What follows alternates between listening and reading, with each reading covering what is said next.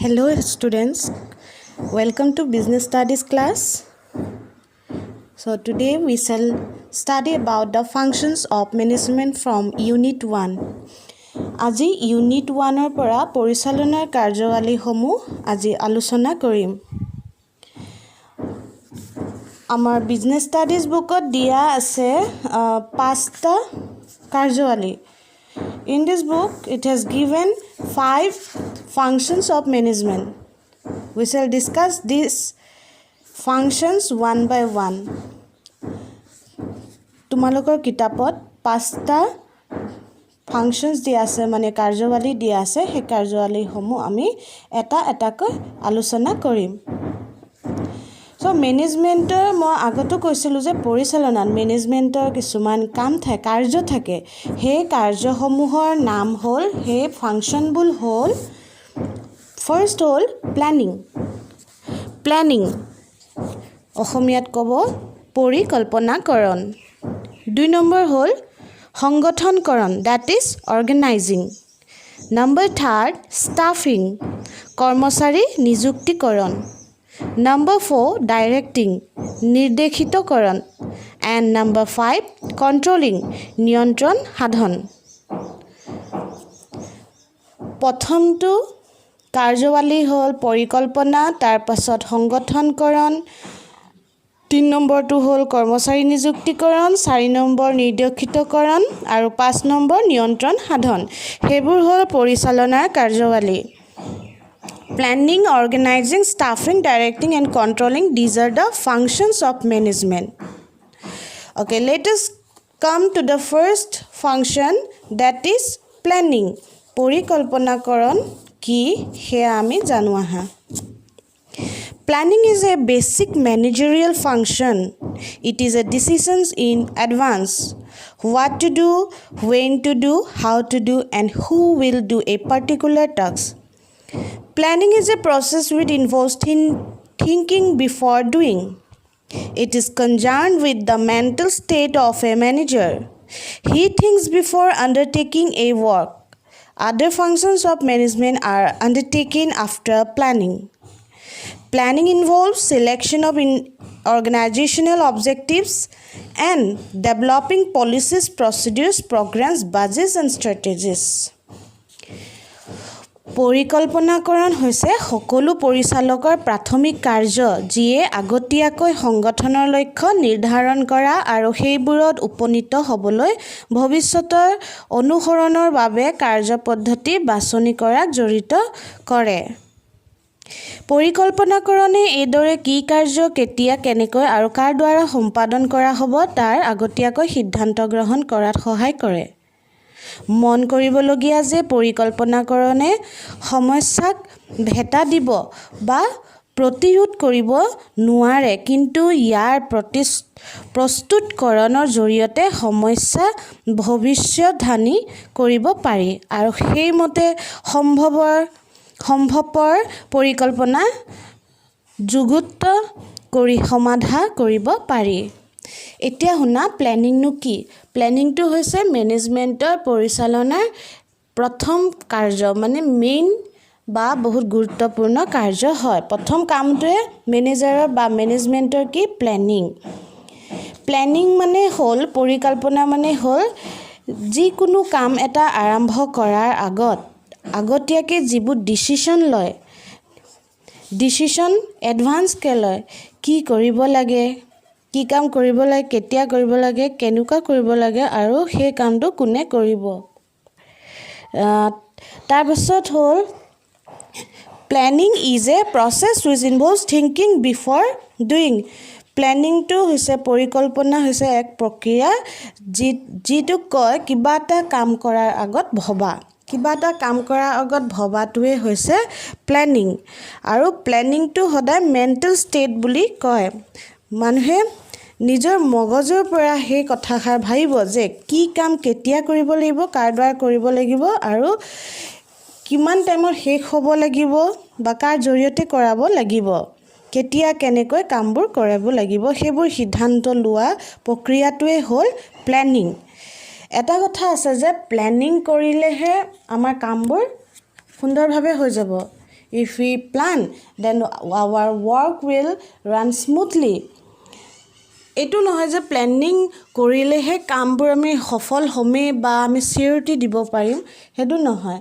আমি চিৰিয়ৰিটি দিব নোৱাৰোঁ, কিন্তু প্লেনিং কৰি হ'লে বা প্লেনিং কৰাৰ পাছতহে আমি সেই আমাৰ যিবোৰ ফিউচাৰত বা ভৱিষ্যতত যিকোনো বিপদ আহে সেই বিপদৰ সন্মুখীন আমি হ'বলৈ সক্ষম হওঁ, প্ৰস্তুত থাকোঁ। সেইটোৱে হৈছে প্লেনিং। এতিয়া প্লেনিং আমি শ্বৰ্ট ফৰ্মত ক'ব হ'লে কিবা এটা কাম কৰাৰ আগত ভবা বা ডিচিশ্যন ইন এডভান্স বুলি কোৱা হয়, যে আমি সেই কামটো কাৰ দ্বাৰা কৰাম, কেনেকৈ কৰাম, কেতিয়া কৰাম, সেইবোৰ বুজায়।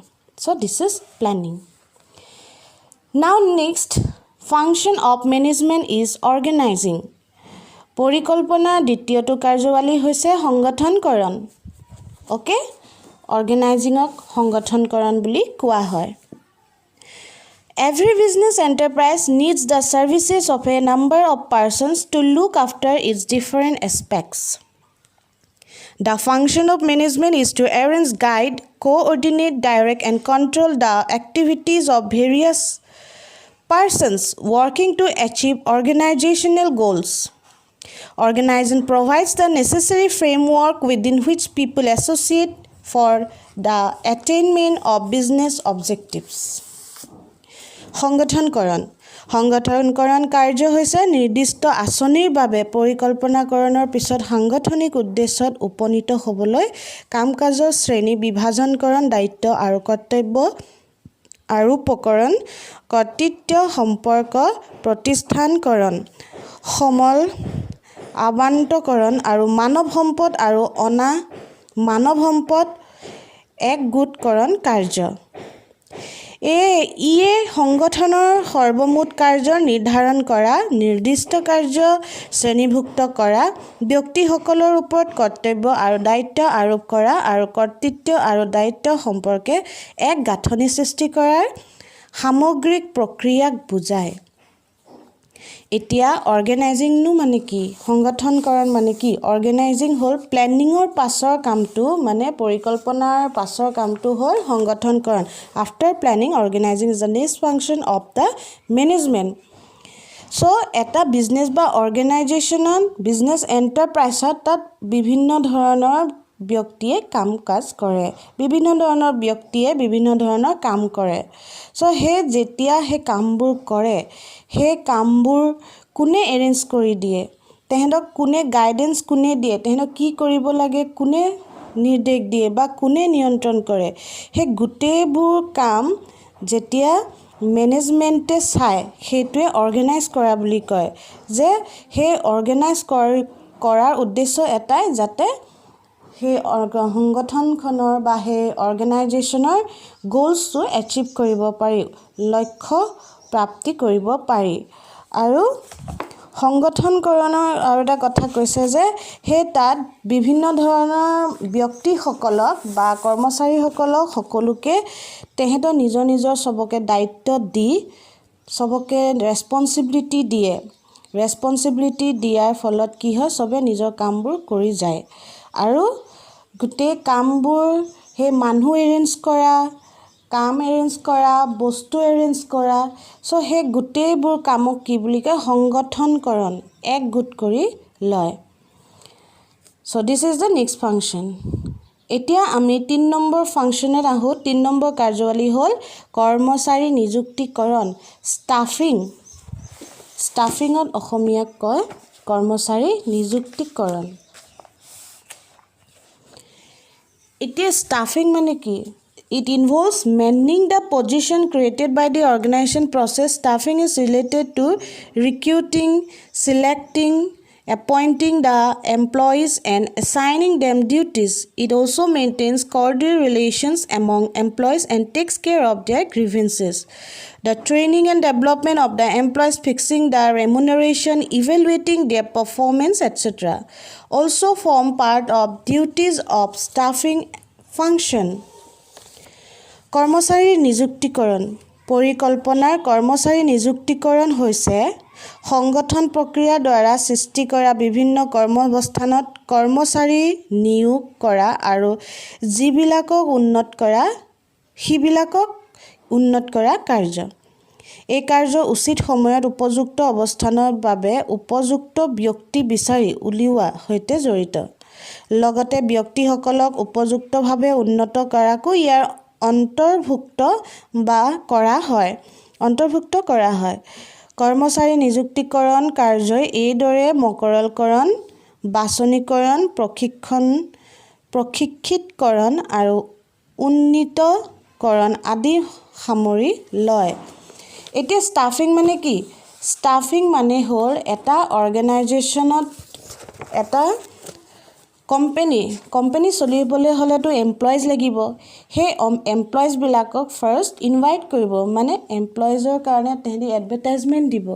চ' ষ্টাফিঙত কি হয়, সেই যেতিয়া এমপ্লয়িজবিলাকক তোমালোকৰ কামৰ অফাৰ দিব, তাৰপিছত বিভিন্ন ধৰণৰ এমপ্লয়িজ আহি তাত এপইণ্ট কৰিব বা ইণ্টাৰভিউ দিব। ইণ্টাৰভিউত যোনে চিলেক্ট হয় তেহেঁতক এপইণ্ট কৰিব। চ' এপইণ্ট কৰাৰ পাছত মানুহবোৰ বাছনি কৰাৰ পাছত তেহেঁতক নিজৰ প্ৰত্যেকগৰাকীকে ডিউটিবোৰ দিব, তেহেঁতৰ কামবোৰ দি দিব। আৰু সেই কামবোৰ দিলেই অকল নহ'ব যে এমপ্লয়িজক কেনেকুৱা কেয়াৰ ল'ব লাগিব, এমপ্লয়িজে কিবা অসুবিধা পাইছে নেকি, সেইবোৰ দায়িত্ব মেনেজমেণ্টে ল'ব লাগিব। আৰু তেহেঁতক ট্ৰেইনিং দিয়ে, তেহেঁতক ডেভেলপমেণ্ট কৰায়। সেইবোৰ ডেভেলপমেণ্ট কৰাবৰ উদ্দেশ্য এটাই, যাতে তেহেঁতি নিজৰ পাৰফৰ্মেঞ্চটো, তেহেঁতৰ ডিউটিবোৰ ভালকৈ কৰে, পাৰফৰ্মেঞ্চ বেছড কৰে। চ' সেইটোৱে হৈছে কৰ্মচাৰী নিযুক্তিকৰণ। নম্বৰ 4, ডাইৰেক্টিং, নিৰ্দেশিতকৰণ। ডাইৰেক্টিং মানে কি? Once the employees are appointed, there is a need to direct the activities for undertaking organizational work. Directing is concerned with carrying out the desired plans. It initiates, organizes, and plans action and ensures effective performance by subordinates towards the accomplishment of group activities. Directing is also concerned with giving instruction to employees, motivating them to improve their performance, supervising various activities, and communication with them. A manager also provides leadership to the subordinates for coordination their activities. নিৰ্দেশিতকৰণ, পৰিচালনাৰ ক্ৰমানুসৰিক কাৰ্যাৱলীৰ নিৰ্দেশিতকৰণ কাৰ্য কৰ্মচাৰীসকলৰ প্ৰচেষ্টালৈ নিৰ্দেশনা জাৰি কৰাৰ সৈতে জড়িত। পৰিকল্পনা প্ৰস্তুত কৰা, কৰ্তৃত্ব আৰু দায়িত্ব সম্পৰ্কে স্থাপনেৰে গাঁথনি তৈয়াৰ কৰা আৰু আৱশ্যকীয় কৰ্মী বাহিনীৰ বন্দোবস্ত কৰাৰ পিছত নিৰ্দেশিতকৰণ কাৰ্য সাধন কৰা হয়। এই নিৰ্দেশিতকৰণ হৈছে সাংগঠনিক উদ্দেশ্যাৱলী সাধন কৰিবলৈ অধীনস্থসকলৰ কাম-কাজৰ নিৰীক্ষণ, তেওঁলোকক প্ৰণোদিতকৰণ, নেতৃত্ব প্ৰদান আৰু তেওঁলোকৰ সৈতে যোগাযোগ স্থাপন কাৰ্যৰ সমষ্টি। ই মানৱ সম্পদ আচৰণ প্ৰভাৱান্বিত কৰে। এতিয়া ডাইৰেক্টিং হ'ল যেতিয়া ষ্টাফিং হৈ যায়, মানে কৰ্মচাৰী নিযুক্তিকৰণ যেতিয়া হৈ যায়, কৰ্মচাৰীবোৰ যেতিয়া তোমাৰ এপইণ্ট হৈ যায়, এমপ্লয়িজবোৰ যেতিয়া এপইণ্ট হৈ যায়, তাৰ পাছত কি দৰকাৰ থাকে, যাতে তেহেঁতৰ কামবোৰ কেনেকুৱা কৰিব লাগে সেইবোৰ ডাইৰেকশ্যন দিয়ে, মানে তোমাৰ নিৰ্দেশ দিয়ে, আদেশ নিৰ্দেশ দিয়ে যে কামবোৰ কি হিচাপে কৰিব লাগে, কিদৰে কৰিব লাগে, সেইবোৰ মেনেজমেণ্টে কৰ্মচাৰীসকলক আদেশ দিয়ে, ডাইৰেকশ্যন দিয়ে। সেইবাবে কি হয়, সেই ডাইৰেকশ্যন দিয়াৰ আগত মেনেজমেণ্টে সেই আগতীয়াকৈ প্লেনিং কৰি লৈছে যে কোনটো কাম কোনে কৰিব, কেনেধৰণৰ কৰিব লাগিব, যাতে গ'লবোৰ এচিভ কৰিব পাৰে। এতিয়া ডাইৰেক্টিঙত অকল আদেশ বা নিৰ্দেশ দিয়াই নুবুজায়, তাত এমপ্লয়িজবিলাকক অৰ্ডাৰ মানে ডাইৰেকশ্যন দিয়াৰ লগে লগে তেহেঁতক মটিভেট কৰিব, প্ৰণোদিতকৰণ যিটো কয়, মটিভেট কৰিব, তেহেঁতৰ পাৰফৰ্মেঞ্চবোৰ ইম্প্ৰুভ কৰিব, মানে তেহেঁতক কাম কৰা যিবোৰ দক্ষতা, সেই দক্ষতাসমূহ বিকাশ হয় যাতে সেইবোৰৰ ওপৰত কাম কৰে। আৰু তেহেঁতক কামবোৰ ছুপাৰভাইজ কৰে, চায় কোনে কেনেকুৱা কৰিছে, যদি তাত কিবা ভুল হয় বা কিবা এটা প্ৰব্লেম হৈছে তেহেঁতি সেইটো ছল্ভ কৰি দিয়ে বা তেহেঁতক ভালকৈ বুজাই মেলি কামবোৰ কৰোৱায়। ডাইৰেক্টিং হৈছে সেয়া যে নিৰ্দেশ দিয়ে। তাৰপাছত হ'ল আমাৰ last point, Last function of management is controlling, যিটো অসমীয়াত কোৱা হয় নিয়ন্ত্ৰণ সাধন। Planning of various activities does not ensure automatic implementation of policies. Control is the process which enables management to get its policies implemented and take corrective actions if performance not according to predetermined standards. Control is executed at various levels of management. The main purpose of control is to see that desired results are achieved. A control system must conform to the nature of activity, report deviation promptly, assure corrective action, and be economical. পৰিচালনাৰ নিয়ন্ত্ৰণ সাধন কাৰ্য সম্পাদনৰ মানদণ্ড স্থাপন কৰা, সম্পাদিত কাৰ্য মূল্যাঙ্কন কৰা, পৰিকল্পনাত স্থাপন কৰা, মানদণ্ডৰ সৈতে সম্পাদিত কাৰ্য মানদণ্ড তুলনা কৰা, কোনো ক্ষেত্ৰত মানদণ্ডৰ বিচ্যুতি পৰিলক্ষিত হ'লে শুধৰণি কৰাক জড়িত কৰে। পৰিচালনা প্ৰক্ৰিয়াৰ অন্তিম এই কাৰ্য সংগঠনৰ কৃতিত্ব নিৰীক্ষণ কৰা কাৰ্য। ইয়াত পৰিচালনাই কিবোৰ কাৰ্য আৰু উৎপাদিত দ্ৰব্যত সফলতা লাভ কৰা জটিল তাক নিৰ্ধাৰণ কৰা। কেনেদৰে আৰু ক'ত সেইবোৰ মূল্যায়ন কৰিব পাৰি, আৱশ্যকীয় ক্ষেত্ৰত শুধৰণি কাৰ্যৰ কৰ্তৃত্ব কাৰ ওপৰত ন্যস্ত হ'ব সেইবোৰৰ নিৰ্ধাৰণক অন্তৰ্ভুক্ত কৰে। চ' কণ্ট্ৰলিংটো হৈছে এইটো লাষ্ট ফাংচন, মেনেজমেণ্টৰ লাষ্ট ফাংচনটো হৈছে কণ্ট্ৰলিং।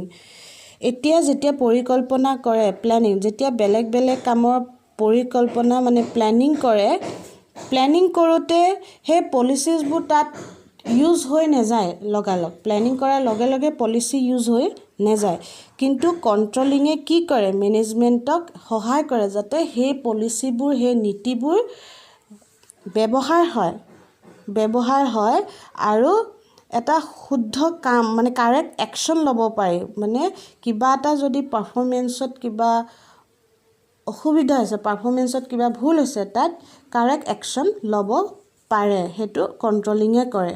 তো কণ্ট্ৰলিংটো পৰিচালনাৰ বিভিন্ন লেভেলছতে লাগে। কণ্ট্ৰলিংটো তোমাৰ টপ মেনেজমেণ্টতো লাগিব, লোৱাৰ আৰু মিডল সকলো মেনেজমেণ্টৰ সকলো স্তৰতে লাগিব, চব মেনেজমেণ্ট লেভেলছতে কণ্ট্ৰলিং লাগিব। আৰু কণ্ট্ৰলিঙৰ মেইন উদ্দেশ্য হ'ল কণ্ট্ৰল কৰা, সকলোকে কণ্ট্ৰল কৰা, সকলো ব্যক্তি বা কৰ্মচাৰী, সকলো কাম বা কামত কিবা অসুবিধা হৈছে সেইবোৰ তাত ঠিক কৰি দিয়া, সেই গোটেইবোৰ কণ্ট্ৰলিঙৰ আণ্ডাৰত পৰে। আৰু কণ্ট্ৰলিংটো কৰা হয় কাৰণ অৰ্গেনাইজেশ্যনৰ যিটো উদ্দেশ্য আছে, যিটো ৰিজাল্ট পাব লগা আছে, সেই ৰিজাল্টটো পাব পৰাকৈ কাম কৰে। চ' কণ্ট্ৰলিং ছিষ্টেমটো সেইটোৱে যে চবকে নিয়ন্ত্ৰণ কৰে। So' these are the functions of management. পৰিচালনাৰ কাৰ্যাৱলী ইমানেই আছিল। If you have any doubt or any query, you can clear in our next class. So ajile imane, that's all for today. Thank you everyone.